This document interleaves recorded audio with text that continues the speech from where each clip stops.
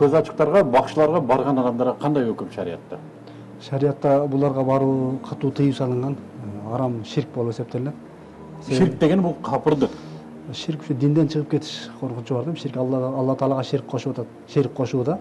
Же болбосо ошол жинден сурануу, жинге таянуу деген сыяктуу.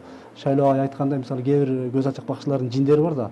Мисалы, баардык эле бакчы көз ачыктардын жиндери бар деп айта албайбыз. Кээ бирлер жөн эле жиндер деле жок, алдамчылык кылган болушу мүмкүн. Бирок кээ бирлери жин менен иштешкендер да бар да. Ошолор болгон болсо да адамга коркунучтуураак болот барган адамдарга. Караңыздар, адамдарды алдаган бир нерсе бар да. Муногу бакчы көз ачык чындыгын айтып койду дейт да. Муногу билет экен баары жокту. Мен кирип таанышпай туруп, атымды айтып койду. Мен бөйрөгүм ооруп атканын айтып койду. Мен үйдөгү велосипедимдин түсүнө чейин айтып койду. Бул кантип жин айтып коюп атат ушуну? Көз ачык кантип айтып койгон себеби көбүнчө көз ачык бакчыларга барган адамдардын баягы проблемалары көбүнчө окшош болот. Алар ошо жүздөгөн, миңдеген адамдарга ошо бир 10 чакты теманын тегересинде айта берип, психолог да болуп тажрыйба менен айта берет. Анан ошонун 10 нерсени айтса бир 7-8 туура чыгып калышы мүмкүн да, төп келип калышы мүмкүн. Жиндер шуурап бергендер да болот экен. Бирок бул мындан ойлобошубуз керек, жиндер гайыпты билет деген түшүнүк жок да. Куранда жин муногу жашоодо, мисалы үчүн, мен үйүмдөгү буюмду келип айтып бериши мүмкүнбү? Айтып бериши мүмкүн. Себеби булар тез ылдамдыкта кыймылдагандыктан маалыматты тез берет да.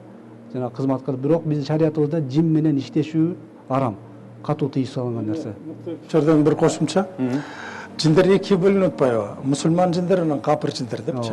Анан эгерде ошол экстрасенс мусулман жиндер менен иштеп атса, өзү таза жүрсө, жүрүш турушу адамдарды алдабаса, анан жанагындай бир жакшы иштерди, кээ бирде жанагындай экстрасенстер расследование жүргүзүп атпайбы, киши өлтүргөндөрдү таап берип коюп атат, чоң мындай кылмышкерлерли.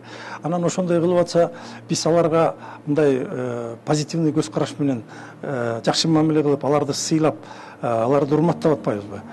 Ошол жерде ушунун жерин мен айта албайм да, же жаман же жакшы деп айта албайм. Жок, биз шарияттан сурайлык. Бул жерде шариятта аалымдар ошол жинди жакшылыкка иштетеби, жамандыкка иштетеби, жалпы жонунан үстүртөн тыюу салган да. Жакшылыкка иштетсе боло берет, ага уруксат деп айтылган эмес.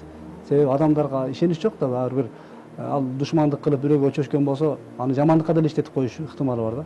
Жалпысынан тыюу салынган. Жиндер менен байланыш тыюу салынган.